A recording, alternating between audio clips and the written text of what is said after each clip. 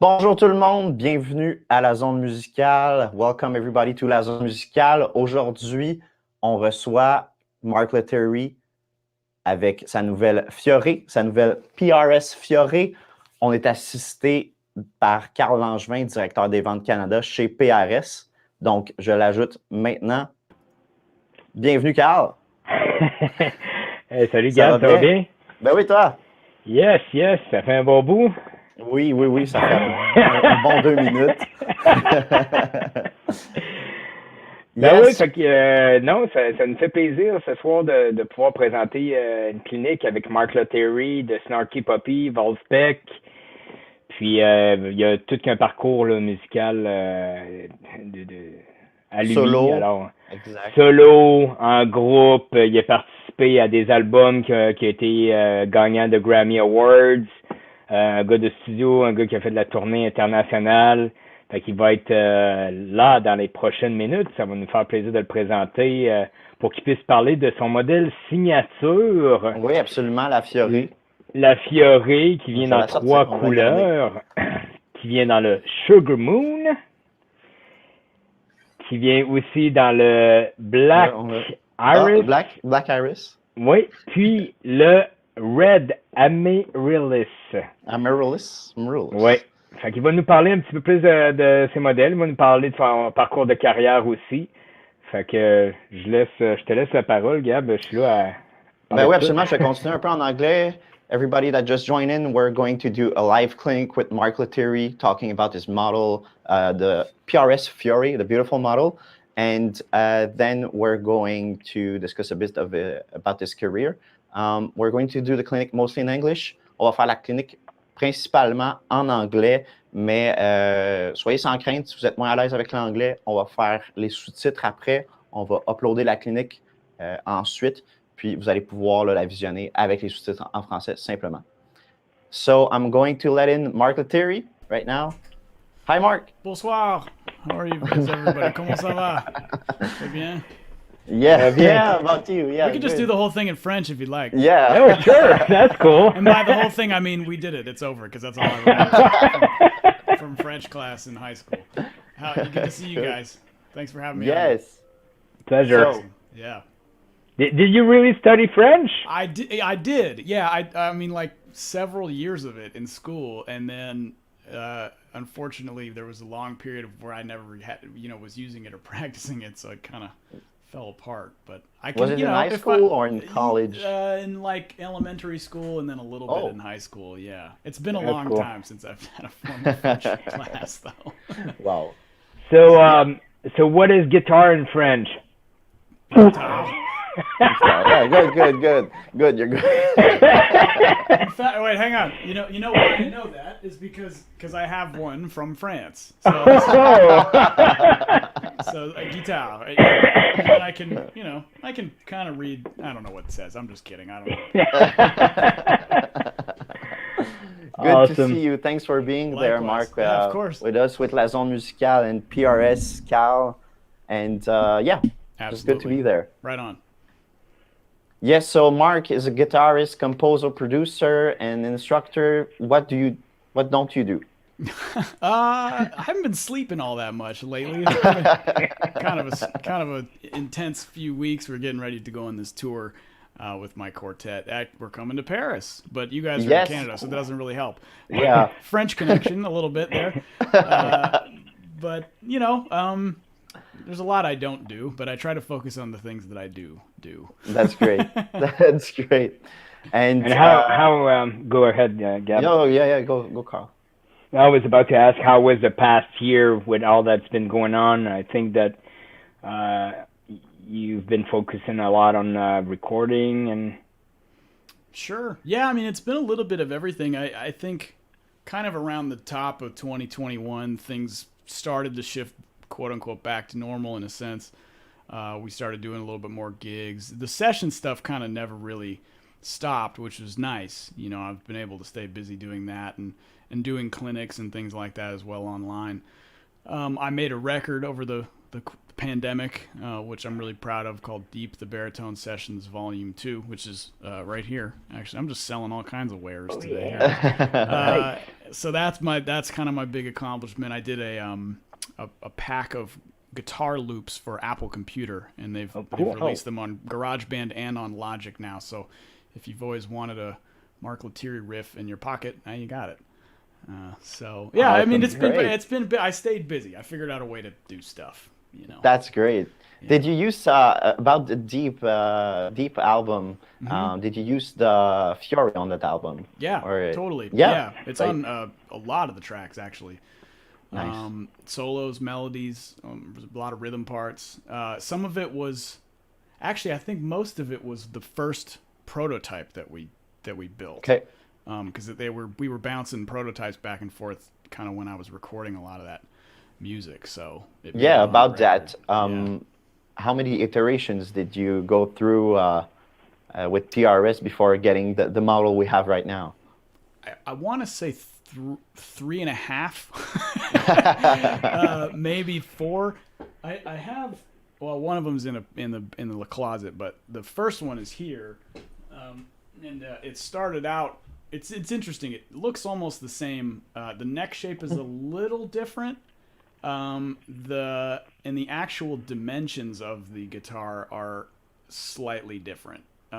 This one kind of like everything is to the left like a fraction of an inch, which was one of the things that I decided we needed to move to the right.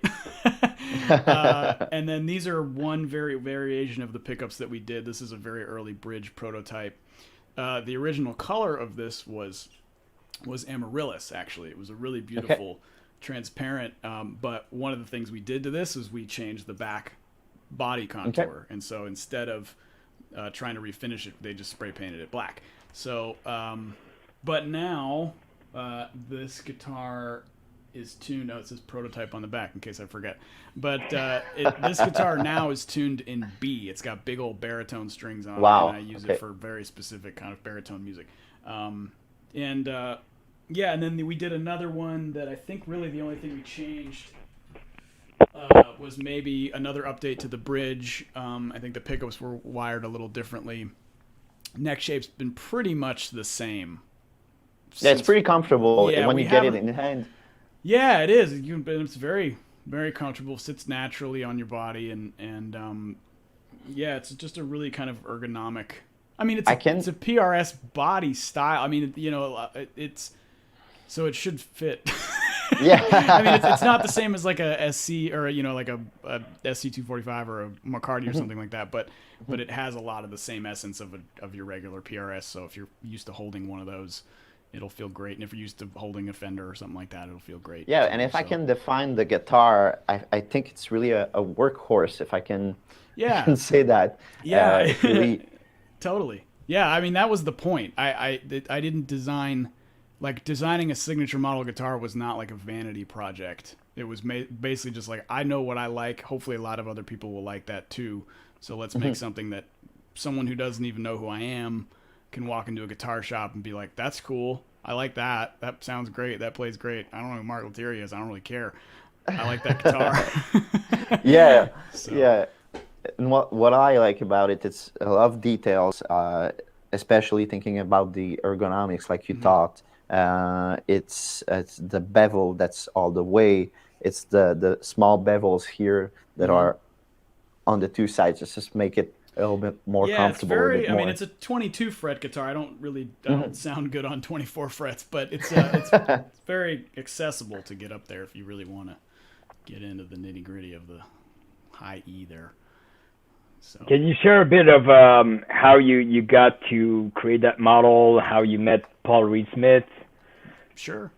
Yeah, I got an email years ago, maybe about 4 or 5 years ago, from Rich Hannon, the A&R dude over there, just kind of saying like, hey, I know you don't really play PRS guitars, but would you be interested in trying some out, you know? And I said, yeah, you know, what do you got? Like, because they knew I was sort of a California single coil style guitar player, but they sent me a McCarty 594, which really, really blew my mind. I mean, there's two of them back here that I use all the time, and that one really kind of reconvinced me about PRS brand and the sound and what they were doing. And so we struck up a great relationship. I started using a little bit of some of their amps as well.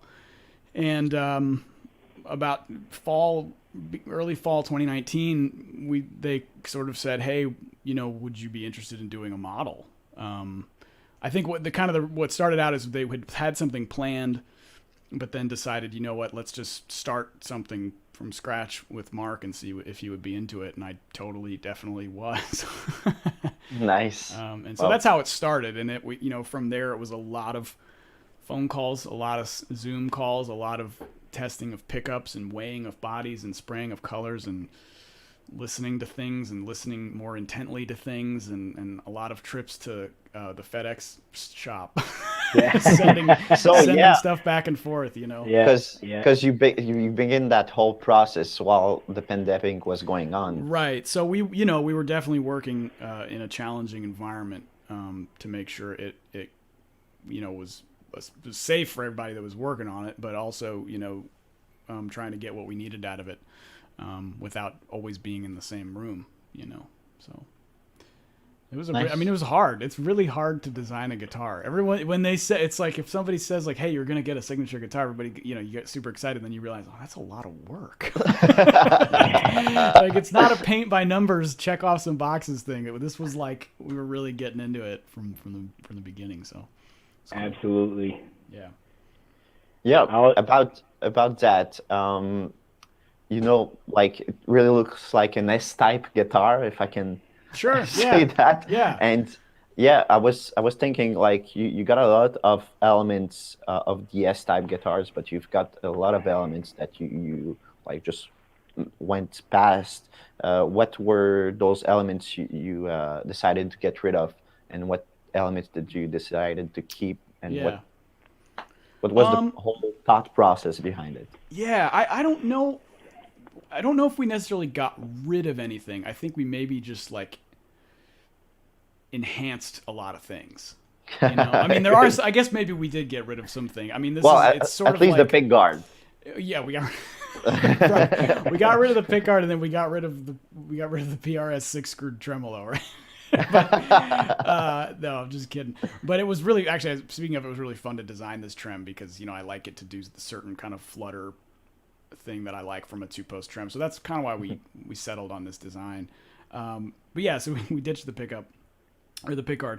But some of my favorite S-type guitars are very open sounding, breathable single coil instruments, and that was the starting point. Like I wanted it to sound like the player. Like I didn't necessarily want the guitar to dictate how you were going to play or how you were going to sound. I wanted the player to be able to feel like they can kind of just do whatever they wanted sonically with it. And so that's a hard thing to do out of an electric guitar, Yeah, so it's really the workhorse approach. The guitar does what you want to do. Yeah, it's really a tool between your fingers. Exactly. And I needed it to be dynamic. I needed it to be mellow and warm sounding when I wanted it, and I needed it to like have a lot of power. And it's not a high output instrument, but it will cut a mix if it needs to, or it will sit back in a mix if it needs to, because a lot of it just has to do with how you want to play it. Yeah, exactly. And I think you and PRS did it wonderfully for having. We didn't receive them long ago, but I had the chance to play it a bit, and it's really a wonderful instrument. Thanks, man. Thank you. Yeah, it seems to be pretty well received so far, except for a couple people. Well, I read the comments. But anyway. So regarding the sound, I think you came up with a special pickup configuration that is super versatile. So you have the 5-way switch, but you have push-pull controls as well, right? Right. Can you tell us a bit more about how you came up with that idea? Well, this was a modification that I had done on an old Strat a long time ago that a tech friend of mine had done, and it's actually not. I think it just requires a little bit extra wiring, but I don't think it's totally a crazy mod to do. But I've had it on all of my Strats ever since. I was like, this is a sound I have that has to kind of continue, because I bring maybe 2 guitars to a gig, 2 guitars to a session. I tour, I'm not at the luxury where I have like a boat of guitars, like a new one for every song. So like I kind of needed, I'm very much sort of the kind of mentality, throw one guitar in a case, get your pedal board, got your amp in the trunk of the car and rock out, So I needed something that did that, but on a very, very hi-fi, professional level. So anyway, to answer your question, when all the knobs are down, it's a standard 5-way switch, and I'll move this microphone so you can kind of see my hand a little better. When all the knobs are down, it's a standard 5-way switch. Now, when I pull up the bass tone knob, or the middle one here, if I'm in position 5, now I've got a combination of the neck and the bridge humbucker. If I'm in position 1, it's the same thing. Now, the reason why I did that is because this is kind of like my funk setting. So if I'm like playing a groove, and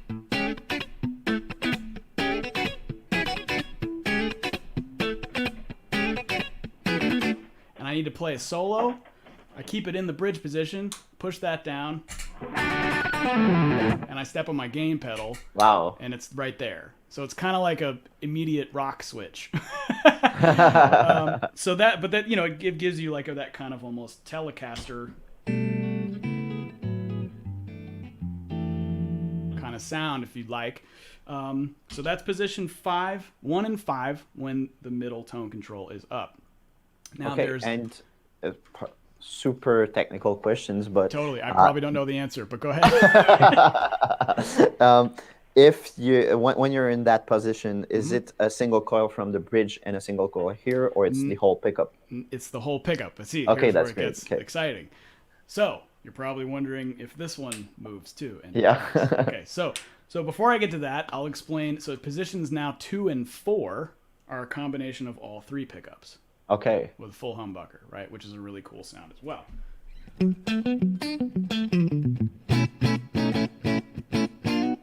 Right?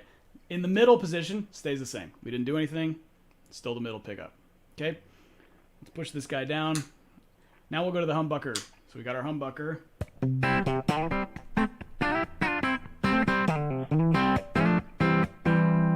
Now, this bottom knob can pull up and it becomes a series parallel switch for the humbucker.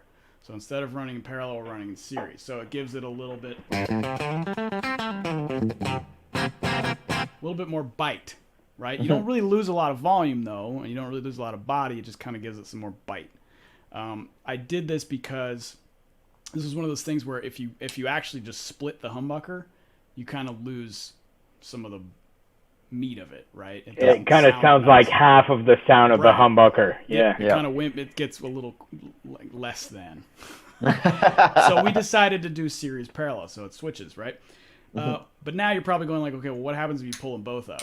Well, it's the same thing, except now if you're in position 5 or position 1, this is now switched between series and parallel. So it's a little brighter sounding. So here, I'll show you the difference. I'm in position 1. So here we go. You really get the snap now. Yeah, versus this.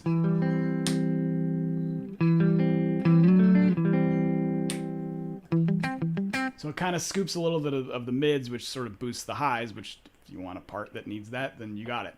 And then now in positions 2 and 4, it's all 3, except this is now swaps between series and parallel, right? Yeah. So now we have this sound instead of this. Which sounds super open in both cases. Right. So but it's really kind of EQing the mids differently. And, and it's actually almost sometimes there's almost too many sounds. Like, like I'm on a session. I was like, well, maybe I'll try this. Maybe I'll try this. I'll maybe, but anyway, so I loved that mod that we did, and we worked really hard to make sure it was usable in all of the positions with all of the knobs and all that stuff, because I didn't want to just be like, hey, it does all this stuff and only half of the sounds are cool. So yeah. So that's what we did with the switching. Yeah. I don't know if you chose it's ridiculous, but I love the knob design. You can really like swoop in with your finger. It's super these workable. are the good old. These are the standard PRS knobs. I mean, I have them on all the other regular PRS, and they're nice and big.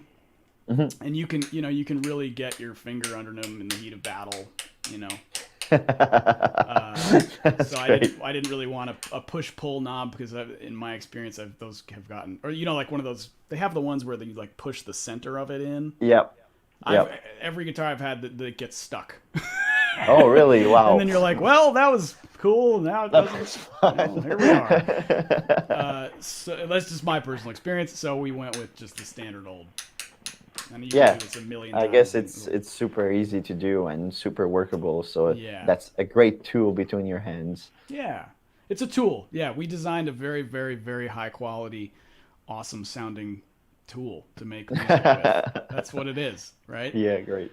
So, I'm sure you've been asked that question several times, but can you tell us a bit the story behind the name? Yeah, sure. It's a cool story. Again, designing a guitar is really hard. Naming one is like infinitely harder because if it's not cool, then you're stuck with it. I mean, it's same, I guess, if you design a guitar that's not cool, then you're stuck with that too. But coming up with the name was tough. We thought a lot of different things, but we had talked about maybe doing something in Italian because I have some Italian heritage in my family, and kind of the story about this whole thing was like, I wanted to kind of honor the people that helped me get to where I am today, whatever that means, which is my friends and my family. So I wanted them kind of included in the process, So I brought the first red one home, well, it was actually the one that's now black, but I asked my kid, I just said, like, do you like it? And she's like, yeah, it looks like a flower. And I was like, oh, okay, cool, right on. So I looked up flower in Italian, and it's Fiore, which just is beautiful. It sounds great. That's a great story. It's very memorable and easy to, not too many letters. Most people can spell it. I'm still trying to remember how to spell it, but so I called Bev, and she was like, oh my gosh, that's the name. That's it. Like, so great. It's a great name indeed. Yeah. Thanks. Yeah. So we worked that out, and then for the truss rod thing, some PRSs have the artist name on there. I wanted to put my name on the back. But then we needed something here, so I asked my mom. I was like, "Hey, you want to draw something for this guitar? Like, do you want to make a truss rod cover?" She's like, "What is a truss rod cover?" And so I said, "Look, the name's Fiore. It has Italian meaning. You're part of the family. Can we do something kind of Renaissance? Like, just go do whatever." And so she took a traditional Renaissance floral design and changed it around a little bit, and that was it. Yeah. So I wanted it to be identifiable by a logo if we wanted it to be that. Everything wanted, really kind of streamlined, straightforward, That's great. And having your daughter and your mother implied in the whole process, does it, I guess it brings more attachment to the guitar now. Yeah, it does. It also makes me really defendant about stuff. Like if people don't like it, I'm like, you're making fun of my kid, huh? You want to? You better watch your mouth. Sorry. With the family. But yeah, it's fun. It's a fun thing. My folks actually got me the Fiore Christmas ornament for Christmas. Nice. Cool. I was like, Ma, I got a real one too, but yeah. It's a little tougher to put it in the tree, right? Yeah, right. You can't really hang this thing. Although this one's not that heavy, you probably could. Yeah, it's pretty light. Like I said, it's a tool. It's great, and I have a Strat at home, and it really feels a bit of the same, but a little bit different. And you got a lot of pickup configurations that you can access pretty quickly. So I think it's great. Yeah, the locking PRS tuners, and you went for kind of vintage machine heads on the back. I just like the way these look. I have them on my old Fenders, and my other kind of custom Strat guitars, and I just liked the look of these things. It keeps it a little bit more streamlined, I think, visually. Yeah, great. So what I wanted to know is your favorite finishes of the tree. Oh, well, the Amaryllis was the first one that we really. I've always wanted a cool red guitar, Yeah. And so, and with the non-pickguard look, we had the opportunity to let the ash go through the transparent vibe. So, I think maybe I'm more attached to this one. Like I guess maybe like in 15 or 30 years or whatever, if they're like, who was that Mark guy? Oh, the one with the red guitar? Yeah. Oh yeah, I remember him. Like, so, be that guy. But I do like the Sugar Moon one a lot. Depending on what I'm wearing, I might play that one. Okay. And then the Black Iris one is really, really cool too. It's got a little hint of purple in some of them. So very classic. And very classic. Because we people are like, what? It's a PRS and there's no flame top or whatever. So I was like, well, I don't, it's like, this is what I wanted to do. So maybe we'll do you got the little flames on the picture. Maybe we'll do a flame top one at some point. Well, that'd be pretty rad. That's great. But I have to go with the Amaryllis Red too. Okay, cool. The Swamp Ash getting through that finish is great. The one I have right here is magnificent, I have to tell. Thank you. And what particular question? But why did you go for Swamp Ash as the main wood for the bottom? Right. Well, one of my other all-time favorite guitars is this Don Grosh over here. That's a Swamp Ash body maple neck, and that was the first of that kind of Strat that I had ever played. And I was like, man, this combination really works with my sound, my hands, what's in my head. And so we started with that. I said, look, Swamp Ash body maple neck. Let's start there. And so that, it's great it's just great for the way that I play guitar, and probably a lot of other people. Yeah. too. I mean, it's a pretty classic wood combination there, So. Hey, Mark, would you do us the honor of playing a little tune for us? Sure. Yeah, man. Sorry, Gabe. Didn't mean to cut you. No. I was about to ask that exact question. So yeah, all good. Awesome. I'm gonna play something kind of rock and roll. That's good. I don't know, rock and roll as I define it, which is pretty weird. We're letting you the stage, Mark. Yeah, I'll you go ahead. I don't know, step on some pedals and stuff for the people that like pedals. Awesome. And I'm gonna turn the mic off so you won't hear the string noise through everything. Good. Cool. I don't know if I can do it. Let's see.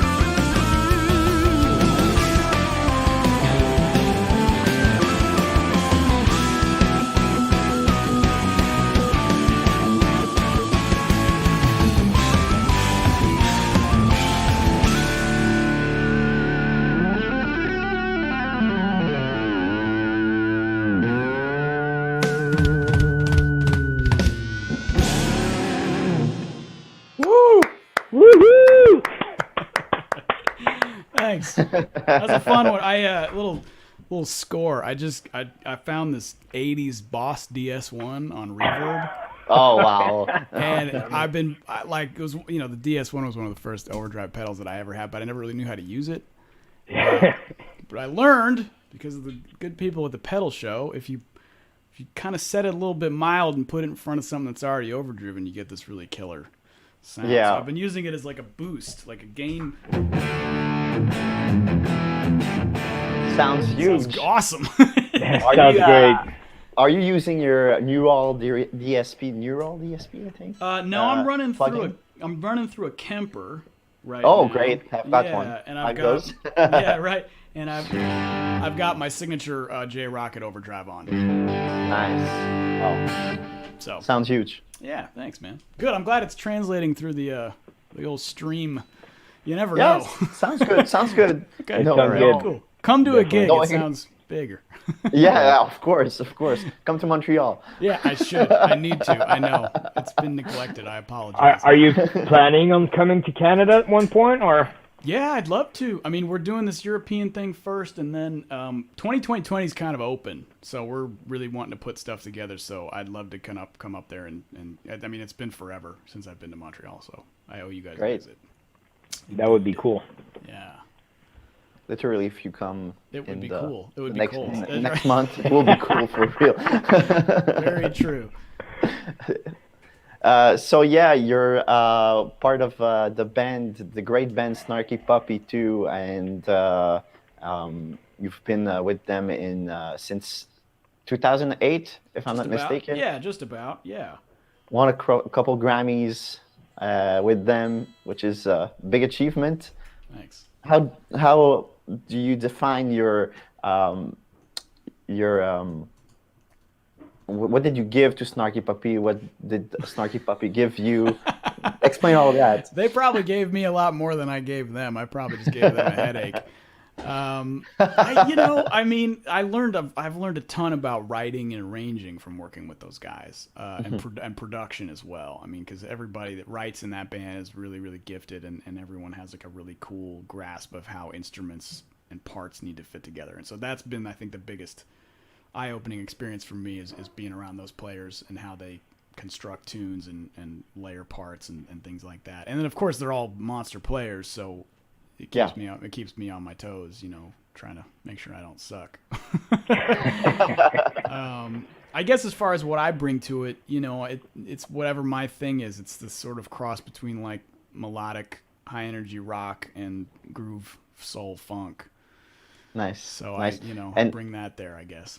How is it to write for so many musicians? And you're pretty much, I think you have session musicians coming in and out. You have featuring musicians like Lana Del Rey and things like that. How is it to manage all this people? Well, it's a hard band to write for. I've only succeeded at it one time. And failed maybe twice or something before it, in addition to this one success. But it's difficult to kind of conceptualize how a tune can fit with so many parts. But really, kind of it seems like the guys who have figured it out, they're just like, well, I just write something that sounds good, and the band figures out how to put it all together. My thing is, if I write something that sounds good, I just keep it for myself. or if I think it sounds good, it's like, well, at least I know I can put it on my record or something. But it's a really fun creative process, and I like being like that. Being in that band, I don't necessarily feel like I need to always contribute, like from a compositional standpoint. I am happy to kind of be sort of in a session role, or a co-arranger role or co-producer role or something like that. It's fun. There's a lot of flexibility as to how you want to kind of participate and dictate your energy to it. So that's why everybody's done it for so long, because we all just have really a lot of fun. That's great. And you've been in and out ish of Wolfpack, I think, too. Project. Fearless Flyers, yeah. Yeah. How was that? That's a blast, man. That's a band that I wish we could do more, Okay. And we hopefully will, once we can kind of get some regularity playing shows again. But we are, as far as I know, getting together in January and doing another album project of sorts. So that'll be fun. Yeah, I mean, I play primarily baritone guitar in that band, which is a whole other kind of world that I live in. And so, yeah, it's really fun. I mean, those cats are just some of the grooviest dudes, and it's a really fun, cool energy, and you know, I like that the songs are very simple and kind of direct and to the point, and it's great. I get to kind of, between that band, Snarky, and my own thing, I'm pretty musically fulfilled. Yeah, I guess satisfied. must be a lot of work. Yeah, very grateful. Participating in those 3 projects full time, and with all the bands and the featuring you do with other musicians, must be a fulfilling life.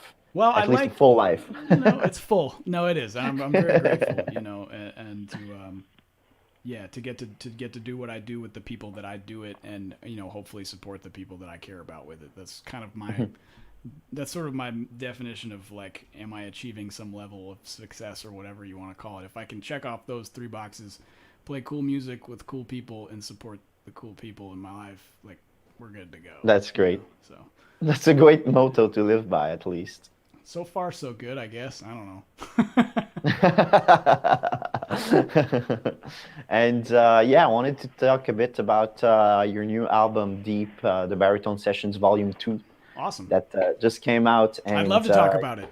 Yeah. Well, go ahead. Just ramble about it.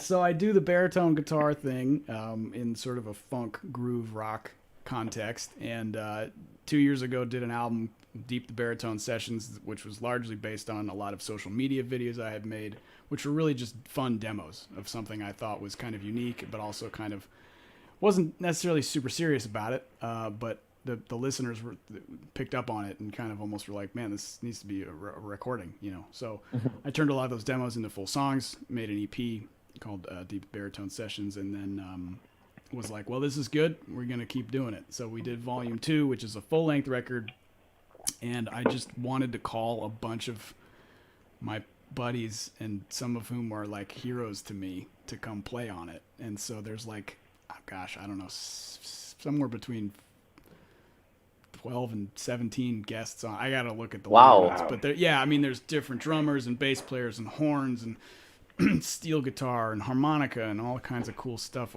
Steve Lukather played a guitar solo on it. You know, it's like all kinds of really cool features on it, and it's a really fun record to play live. There's a lot of moving parts, but it's got a lot of great energy, and I think the songs, to me, are very diverse, but all still very much quote unquote baritone funk, which is what. Yeah, well, I've listened to it today once more, and I have to say it's pretty. You want to dance when you listen to it. Good, thank you. Really groovy. It's either gonna make you dance or drive really fast, which may or may not be good. Maybe you should just dance in the parking lot or something. Do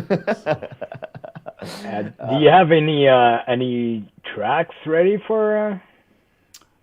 From that album? Yeah. I mean, I would have to put down the Fiore, which if we're allowed to do that, I can put. I'm just kidding. Yeah, man, I'll play one for you. Let me see here. That'd be cool. Yeah. Hold on. What am I doing here? I wasn't prepared to do this, but I like it. Oh, sorry about that. No, it's okay. Carl's always throwing us challenges. Totally fine. Hang on one second, and I will do the old guitar switcheroo here. Yeah. Well, if I can just talk about it, we're going to let Mark set up his things for a little demo of the Deep album he just put out, and then we're going to take a little bit of questions in the live chat. Donc, on va faire un petit live avec Marc qui va jouer de son album Deep avec... c'est une PRS, c'est bon. Et puis après ça, on va prendre des questions. Là. N'hésitez pas à les écrire. On va les passer une par une. Là. Don't forget to write them while he's playing so we can ask away after that. So, Mark, whenever you're ready. All right. Which is not right now? Oh, sounds good. I'm remember how the song goes.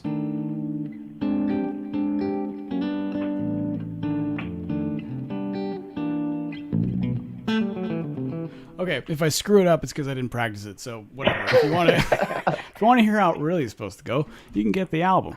But anyway, this is a tune called Red Dwarf, and funny story about this one. It was written around a.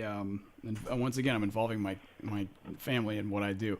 I have a toy. My kid has this toy where it's like a little creative table with all these little buttons that make sounds and animal noises and all stuff. It has this little piano. And there has a key, and I just hit the red key over and over again. Red. I think it's an F sharp or something. And I harmonized it with a bunch of different chords and wrote this song. So this was one of the first baritone funk tunes. It didn't make the first record, but it made the second one.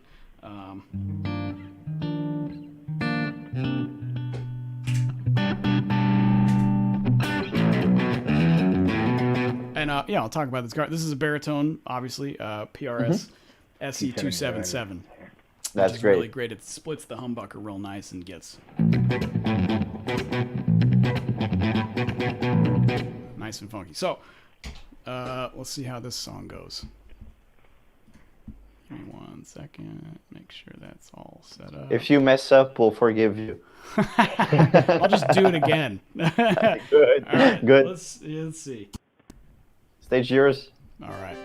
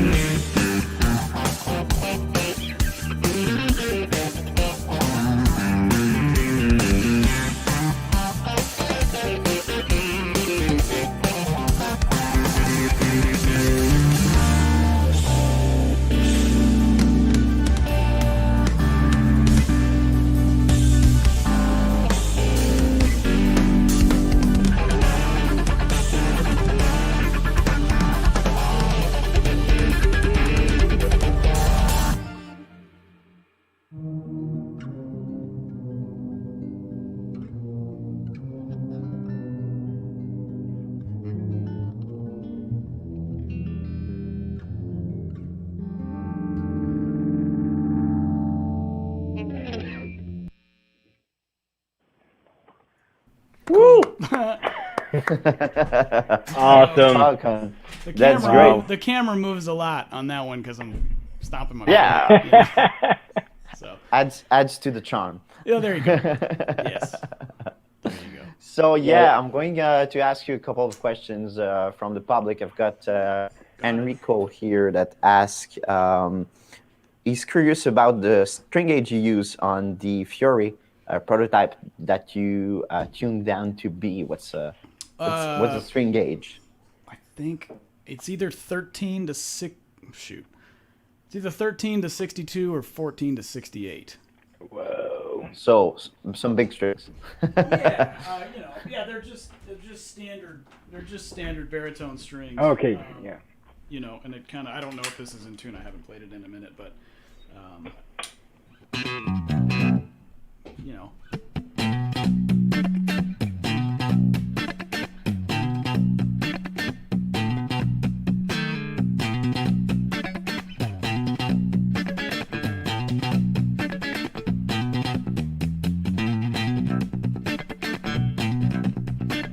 so it's kind of a cool vibe. It's got a cool really. sound. Yeah. Really fat. Yeah. So also Enrico asked in the comments, he wanted to know a bit more about your creative process. So how did you do you come up with a groove first and then build on that? You usually write chords, or do you usually press a red button and then harmonize over it? Well, yeah, there's definitely been all of the above. I think it just depends on what my goal is. Like it's my body, my brain will write what it wants to write at the particular time. If I'm feeling a riff or something, then that's what's going to happen. If I'm feeling a melody, that's what's going to happen. If I'm feeling a chord progression, that's what's going to happen. And then I kind of just let the idea blossom and kind of dictate what needs to happen. If it's like melody that needs chords, if it's chords that need melody.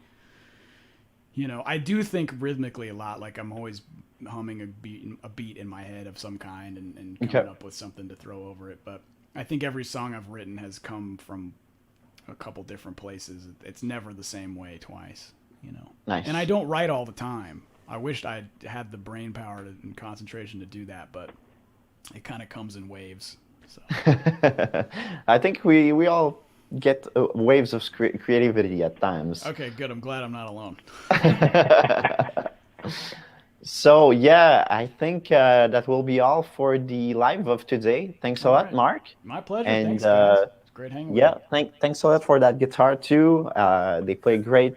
They're great models. Oh, we've got a question from Dave from La Zone Musicale, and he asked, "What's the one amp you could bring to any gig?" Oh wow, that's a good one. It's like choosing a child. There's a couple. I'll just say a couple. I have this Naylor Dual 60, which is amazing. I have this Pure 64 Mean Street, which is amazing. I have the new PRS HX, which is a load of fun to play. Yeah, man. I don't know. I use my Supro Statesman a lot.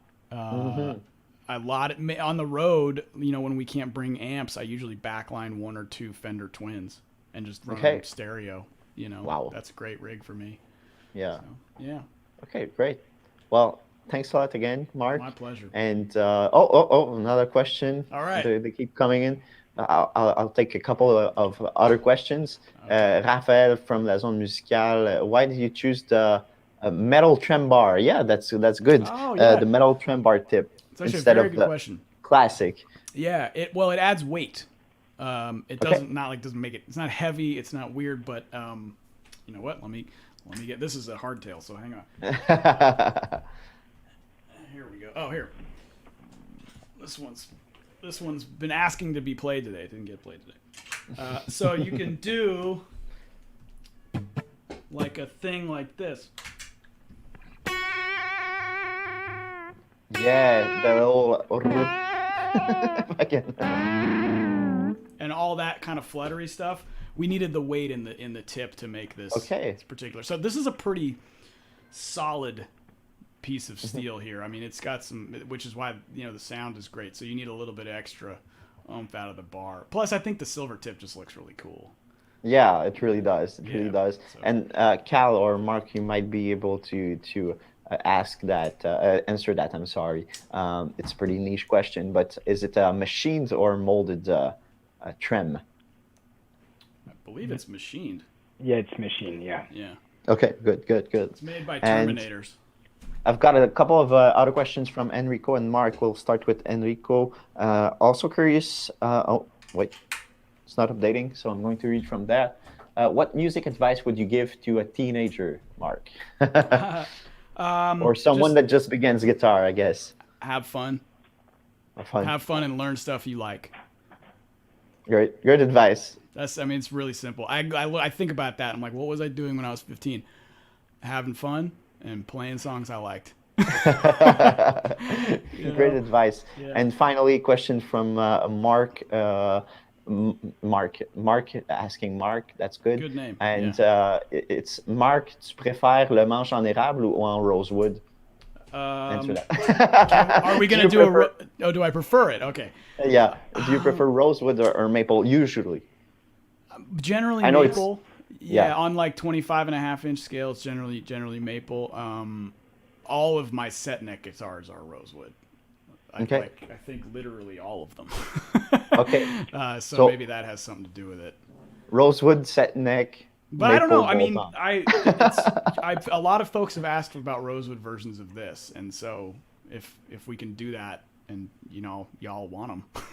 All right. I'll take a last question from Jeremy. When playing baritone and standard in a live situation, do you change or adjust the setting on the amp to deal with the low end of the baritone? That's a pretty niche question. No, it's a very good question. Yeah.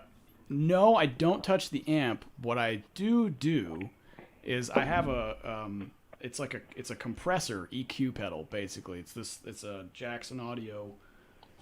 I can't read it. What's wrong with me? By the way, we just opened Jackson Audio to La Zone Musicale a couple of days ago, so that's great. It's called a Blossom, and what's cool about it is that I can turn it on, and it almost acts as like a volume control / EQ.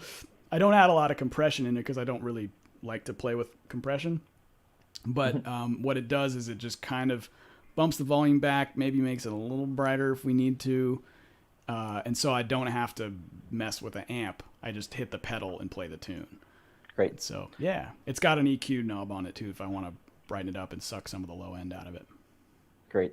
Yeah. Well, thanks a lot, Mark, again. And thanks for being there tonight with us, with La Zone Musicale, Carl Langevin with PRS. So we're going to let you go. Right. I'm going to do a little recap with Carl right now. So okay, goodbye, have fun, guys. Merci beaucoup. Good night. Merci. Thank you very much. Merci, Marc. Bon, Carl, merci beaucoup d'avoir été là pour la clinique avec Mark Lettieri, présentant sa carrière un peu, ses guitares Fiore. Merci beaucoup tout le monde d'avoir assisté à la zone, excusez-moi, à la clinique de la zone musicale, avoir posé les questions. Merci tout le monde dans les commentaires. Donc, Carl, dans le fond, je ne sais pas si tu avais un mot de la fin. Ben, je crois, Gabriel, qu'on va, dans le fond, vous allez travailler un peu sur le vidéo, puis que ça va être stream, que vous allez repartager le vidéo, peut-être avec exact. un peu de traduction. La vidéo va être repartagée, là, dans le fond, sous peu. Je pense que Facebook et YouTube, il faut qu'ils reprocessent la vidéo, mais ça va être disponible sous peu en anglais, en franglais, comme on a fait aujourd'hui, puis qui va être traduit avec les sous-titres. Donc, on a, c'est ça, exactement. Puis, dans le fond, toutes les PRS sont disponibles à la zone musicale. Les modèles qu'on n'a pas sont disponibles en commande. Les Fiore qu'on a ici, c'est les Fiore qu'on a à la zone musicale en général. On en a 4. On a 2 Sugar Moon, on a la Amaryllis Red et la Iris Black qui nous restent. C'est sûr qu'on en a d'autres en commande, mais faites vite si vous voulez les commander en ligne à lazonemusicale.com ou simplement donnez un coup de fil, venez les essayer en magasin, puis on va se laisser là-dessus, Carl. Parfait. Hey, un gros merci à la zone musicale pour la clinique. Puis on se voit bientôt. Merci à toi et PRS. Bonne soirée. Merci, bye bye. Salut, bye.